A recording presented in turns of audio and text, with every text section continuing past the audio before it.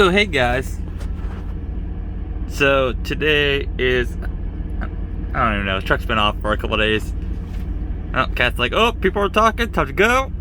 Ooh, big stretch. So, I told you guys in the last video I was going to do that, like a little video to show you pretty much Wyoming wind conditions and winter conditions.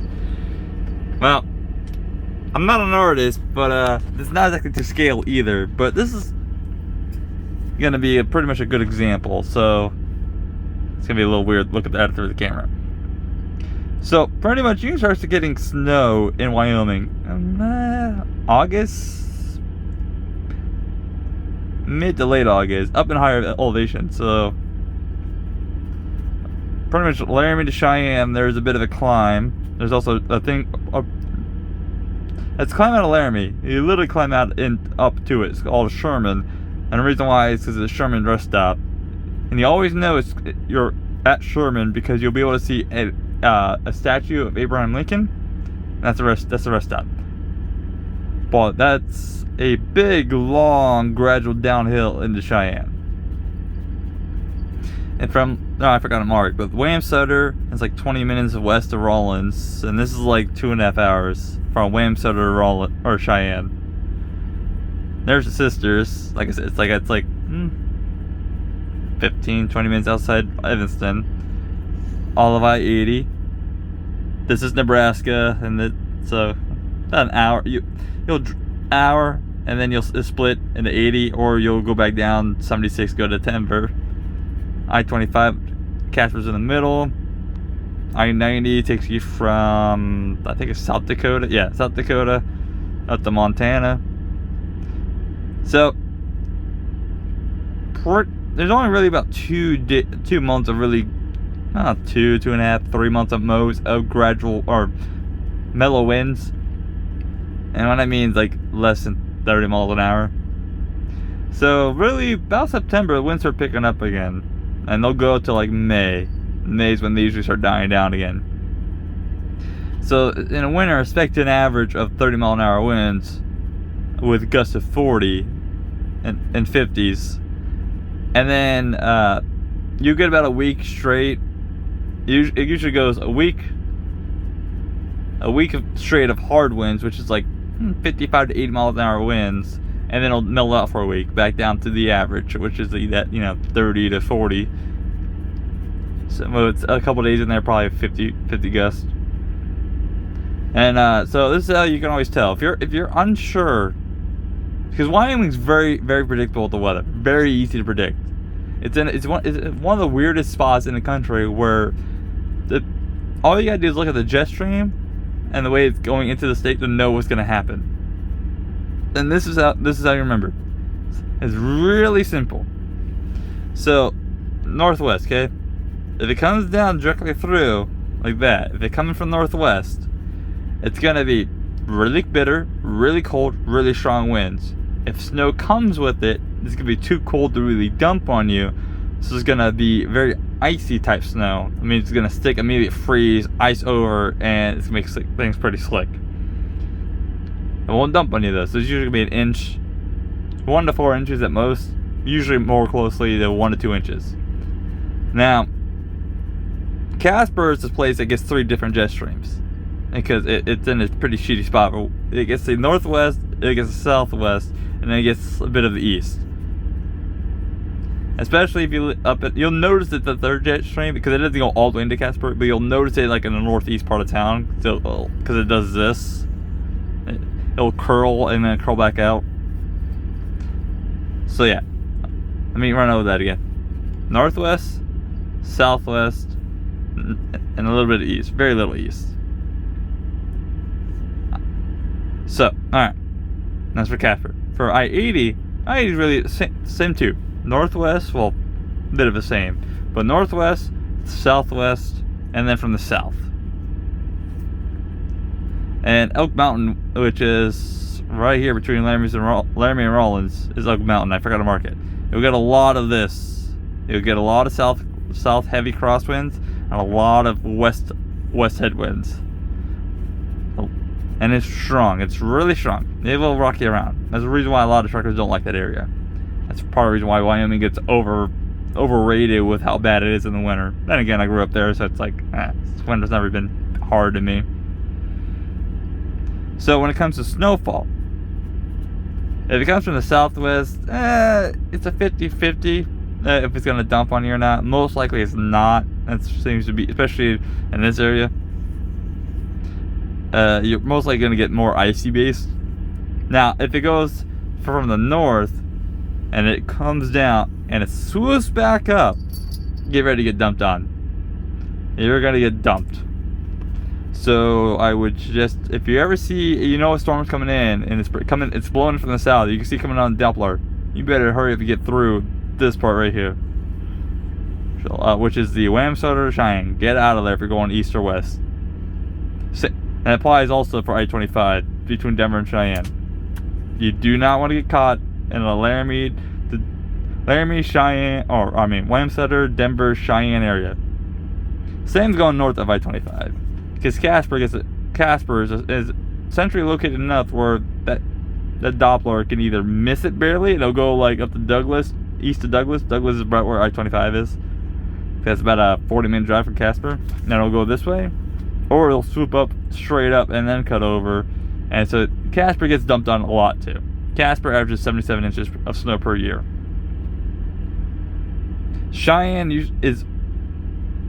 So the wind hot spots for all the wind, usually where you hear the horse about all the wind, is a giant triangle of Casper to Wyoming to Cheyenne. That's the giant triangle of wind.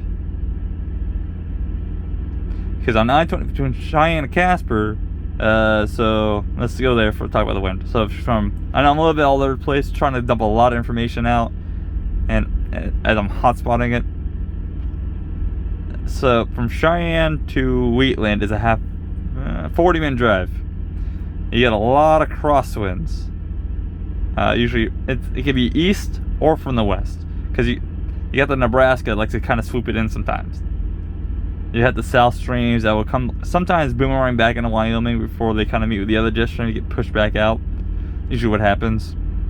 So yeah, you get a lot of crosswinds, east or west. And then Casper, I already talked about Casper, same thing. Chugwater, there's a place called Chugwater. It's around a cliff. You got to be careful about that area. It's not really windy, but there is a cliff that sits on the west of it, and it's an S curve. You drive around S curves around Chugwater, and they're very drawn out S curves, but they are S curves, and you'll hug that cliff, so you will get smacked some pretty hard gusts coming off that cliff. They come speeding down that cliff, and they'll smack you around because wind uses terrain to propel itself forward. It'll gain momentum or slow down, which also means if you're driving and it's windy, and let's say the wind's coming from Nebraska is more, the winds usually do this more. So let's say you're in Nebraska and you're heading west, right? There'll be a couple of spots in Nebraska where we'll have a hill on each side of you, and they're not very big.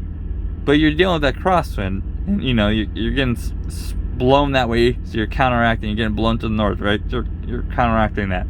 Well, once you go into those hills, it's going to smack you pretty hard initially, but then it's going to suck you back in. I call that boomerang wind, because it's going to suck you back in once the wind bounces off the other hill and push you back the other way. So you have to be ready for that, because that will catch you off guard if you're not ready, and it will push you. It for each time that wind gains some momentum off terrain, it multiplies off each hill. So it rolled down the first hill, slammed into you, rolled back up, and curled up. It was like a jump, a ramp, and it hits you from the top. So I call it boomerang wind. You can say it sucks you back in. Either way, you got to worry about that. So really, it's not really that bad. I know, I'm totally not an artist. I-90, yeah, I can talk about it real fast. It's never really windy up there. Hardly ever windy. It's in a pretty sweet spot. Now, Sheridan, which is like 20 minutes from the border of Montana, which is, let's just say right there. It's in a little valley, so there's a little bit of climbing between Buffalo, which is at the fork of I-25 and I-90, and Sheridan, there's a half-hour drive. I think it is. Remember, right, it's like a half hour, 40 minutes, where you're doing a lot of curves, a lot up and down hills, because Sheridan's in a valley. It gets icy up in there. There is a few big hills in there. It gets icy, and then Sheridan always has a good chance to get dumped on with the Canadian front swooping down before it goes over to Dakotas.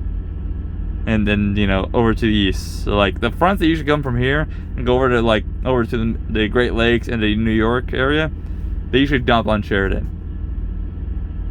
Gillette's about under I-90. Every now and then, yeah. But usually, if any front that goes from here, so Canada, over to the Great Lakes and the Northeast, usually dumps on Sheridan. And also Dakotas before it moves away. So that's really Wyoming in a nutshell.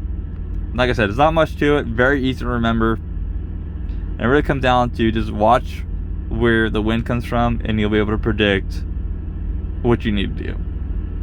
I don't care so much because I know I'm not okay. So that's one thing I should mention. This little area right here, there's a highway that takes you from Casper and dumps you directly into Rawlins. Now, if this area is getting snow, you could always route up to Cheyenne, or route up from Cheyenne, go to Casper, take 2026 west of Casper. I think it's 2026. It's one or the other. I always get those two backwards. I should know them. Remember, I know the road, I know the route. I always forget the highway name because I always get them backwards. I think it's 2026. Anyways, it takes you to Muddy Gap, and Muddy Gap jumps you directly into Rawlins. It is literally just one straight, like no curves, nothing. You just follow the road and just keep going, and bam, you dumped into Rawlins. However, though, Muddy Gap will take some. With this weather here, Muddy Gap usually takes it. And Muddy Gap is notorious for clothing. So I always recommend, if you're not used to winter conditions, because it's all back highways out here, there's no cell service really, it's spotty. If you're not used to winter conditions and you don't have a lot of experience in it, stay out of this area. Just either go south or just shut down. Do not go up in here, because there's another one that will take you up more and then drop you down over here. However, though, it's called South Pass, and that's even I don't go there because it's about there's a couple bad grades over there, but that's really all it comes down to it.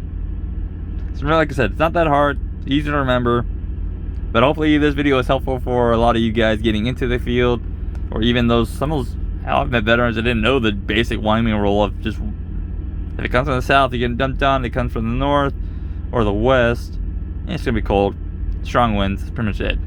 But hey, you guys stay safe out there. Catch you next time. Bye.